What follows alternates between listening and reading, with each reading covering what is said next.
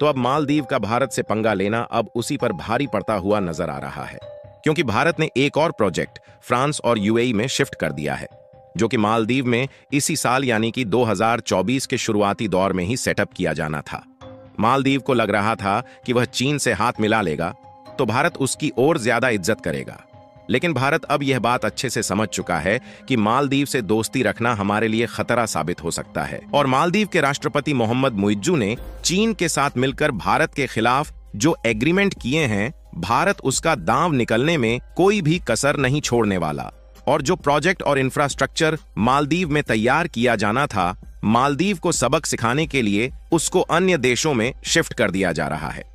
और ये मालदीव के लिए काफी यूजफुल प्रोजेक्ट था, क्योंकि इससे मालदीव की इकोनॉमी में एक बहुत बड़ा फायदा होने वाला था।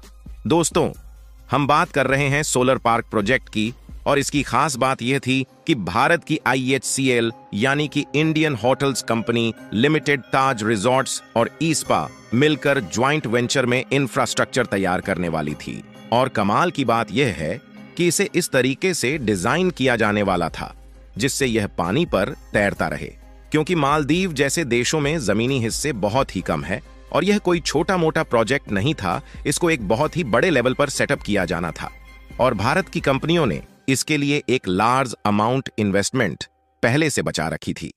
लेकिन मालदीव के राष्ट्रपति मोहम्मद मुइज्जू ने चीन से हाथ मिला लिया है, तो भारत इस प्रोजेक्ट को यूएई और फ्रांस में भेजने का फैसला बना लिया है। पूरी डेवलपमेंट क्या है, इस वीडियो में समझते हैं। मालदीव के खिलाफ भारत के इस शानदार फैसले के लिए इस वीडियो को एक लाइक करके चैनल को सब्सक्राइब जरूर करें।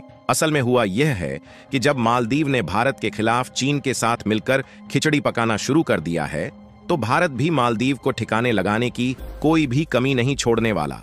और भारत ने जो इन्वेस्टमेंट प्लान मालदीव के लिए तैयार किया था, अब उसी इन्वेस्टमेंट से दूसरे देशों में एक बड़े लेवल पर कुछ प्रोजेक्ट स्टार्ट किए जा रहे हैं।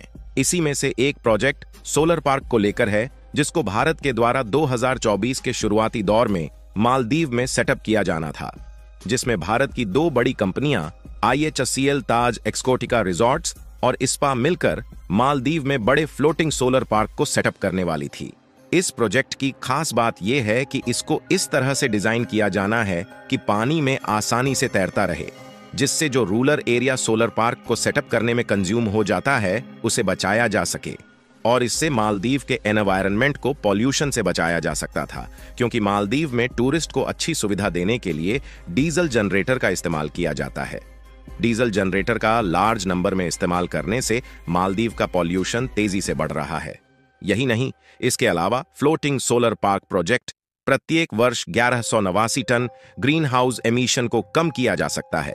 इससे 4,39,000 लीटर डीजल को प्रति वर्ष बचाया जा सकता है और जो नॉइज पॉल्यूशन है उसमें 40% की कटौती हो सकती है। लेकिन अब मालदीव ने भारत के साथ दुश्मनी लेकर अपनी अर्थव्यवस्था को किस लेवल का नुकसान पहुंचाया है, उसका पछतावा अब उसे होने लगा है। लेकिन चाहे कुछ भी हो जाए, भारत अब मालदीव का किसी भी सेक्टर में हेल्प नहीं करने वाला है। और जब से मालदीव के राष्ट्रपति चीन के राष्ट्रपति शी जिनपिंग से मिले हैं, तब से उनके तेवर बदले हुए हैं। यानी देखा जाए तो मालदीव के राष्ट्रपति भारत के खिलाफ जहर उगलना शुरू कर दिए हैं और जो भारत के 77 सैनिक मालदीव में अभी तक मौजूद थे, उनको निकालने का फिर से आदेश दे दिया है। वैसे तो मालदीव के राष्ट्रपति ने इन सैनिकों को निकालने का आदेश उसी समय दे दिया था जब वह नए राष्ट्रपति बने थे। फिर भी अभी तक इसके लिए कोई समय सीमा निर्धारित नहीं की गई थी। लेकिन जब से मालदीव के राष्ट्रपति चीन के राष्ट्रपति से मिले हैं, तो उन्होंने सैनिकों को निकालने के लिए 35 दिन का समय दिया है।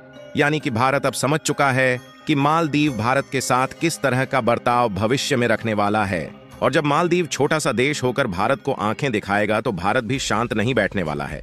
और इसीलिए भारत भी कुछ LPG प्रोजेक्ट और रिन्यूएबल एनर्जी के इस सोलर प्रोजेक्ट को भी दूसरे देशों में शिफ्ट करने जा रहा है। अगर आप इस आर्टिकल को देखें तो मालदीव में सुबह 8 बजे से शाम 5 बजे तक हर रोज जनरेटर का इस्तेमाल किया जाता है, जिससे टूरिस्ट को अच्छी सुविधा दी जा सके।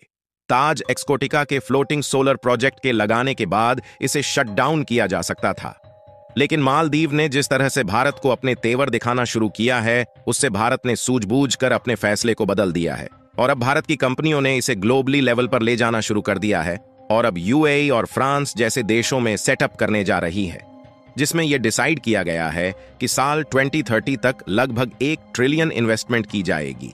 और ध्यान दिया जाए तो दुनिया में 121 ऐसे देश हैं जहां पर सोलर पार्क की बड़ी मात्रा में रिक्वायरमेंट है, और यही मौका भारत को यूएई, फ्रांस और ऑस्ट्रेलिया में मिल चुका है, जहां पर ये कंपनियां अपने फ्लोटिंग सोलर पार्क को सेटअप करने वाली है।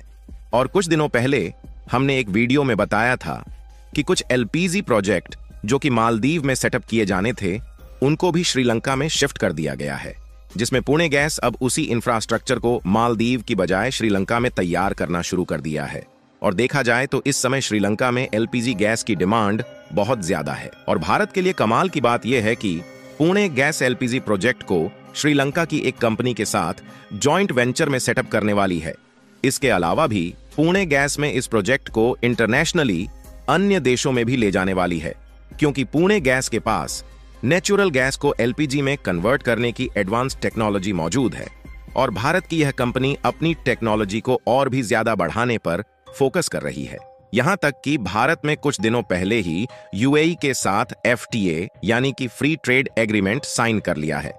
और इस समय भारत को यूएई जैसे बड़े देश का फ्री ट्रेड मार्केट एक्सेस मिल चुका है, जहां पर हम अपने प्रोडक्ट को ड्यूटी फ्री इंपोर्ट और एक्सपोर्ट कर सकते हैं।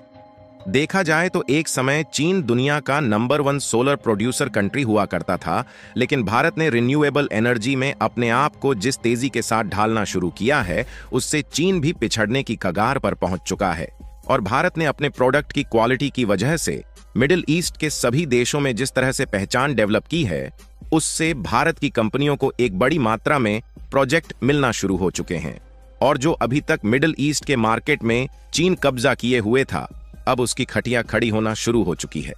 एक रिपोर्ट के मुताबिक अमेरिका ने चाइनीज सोलर मॉड्यूल को अपने देश से पूरी तरह से निकाल फेंका है, और उसकी जगह अब भारतीय कंपनियां लेना शुरू कर चुकी हैं।